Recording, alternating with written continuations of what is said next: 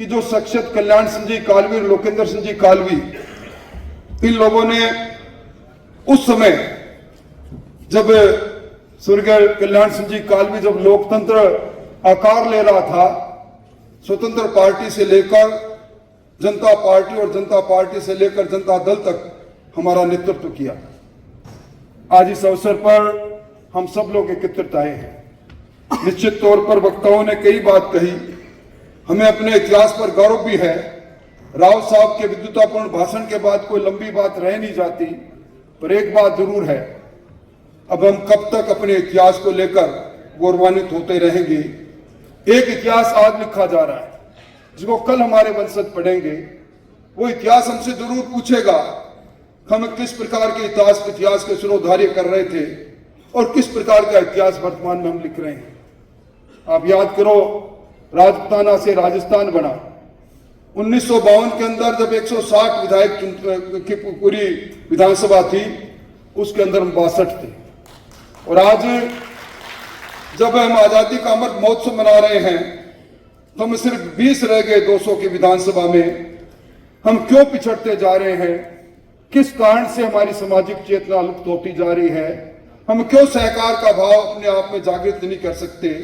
हम क्यों सरदार की भूमिका में नहीं आ सकते?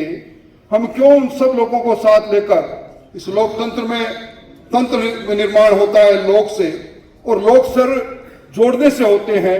हम सब लोगों को साथ लेकर अपने गांव में, अपने मोहल्ले में, अपनी गली में क्यों नहीं हम उस भाव के साथ आगे बढ़ सकते जिस भाव से इतिहास में हमें लोगों ने देखा। अब शत्रुत्व के बारे में कई बातें कही गई, व्याख्या भी की गई। कई बालमुकुंदाचार्य जी ने व्याख्या की, राव साहब ने भी व्याख्या की, पर समय की रफ्तार के साथ हमें कम से कम इस बात का निश्चित तौर पर इस बात के बारे में सोचना पड़ेगा कि आज के मोड़ में हम कहां खड़े हैं। हम राजपूत हैं, धरती के पूत हैं, पर हमारी धरती कहां है? हमारे गांव से धरती को बेचने का क्रम हमारा जारी है। गांव से जड़ों से हम कटते जा रहे हैं, हमारी संस्कृति से कटते जा रहे हैं। मैं लोकेंद्र सिंह जी कालवी के उस वाक्य को मेरे को जरूर याद आता है। वो कहते थे, हमारा इतिहास है, खून से लिखा है हजूर हमने इस इतिहास को।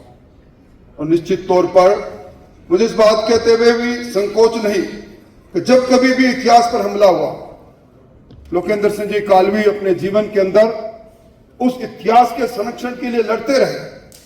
अकबर जोधा के अंदर बड़ी फिल्म थी, पद्मिनी के चरित्र को जिस प्रकार दर्शाया गया था, यहां बहुत से लोग साक्षी रहे।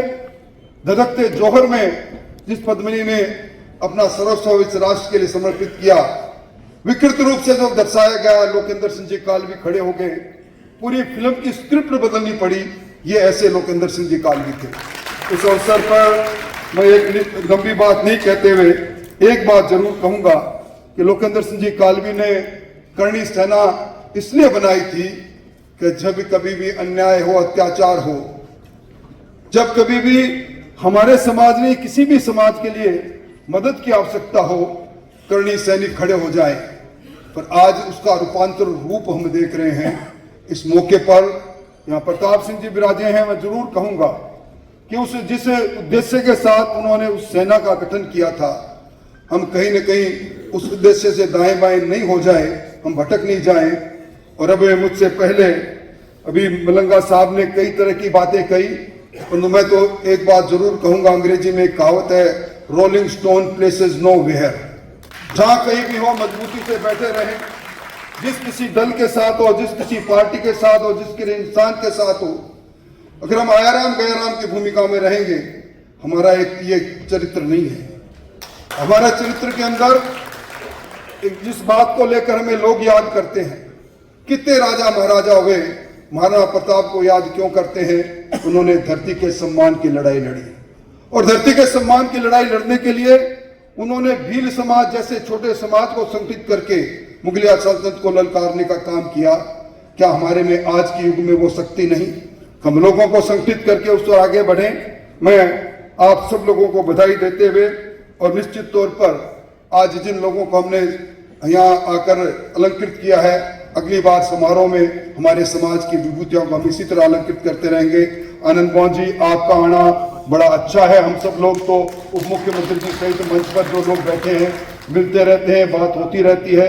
आप सुदूर बिहार से चलकर पधारे, इस अवसर पर पधारे और एक युग पुरुष की जयंती पर पधारे। और जिस तरह मैंने पहले कहा, कालवी साहब लोकेंद्र सिंह जी कालवी कभी कंगूरा नहीं बने, उस नींव पर के पत्थर के रूप में काम करते रहे जिस नींव पर हमारे जैसी कई अटालिकाएं खड़ी हो गई।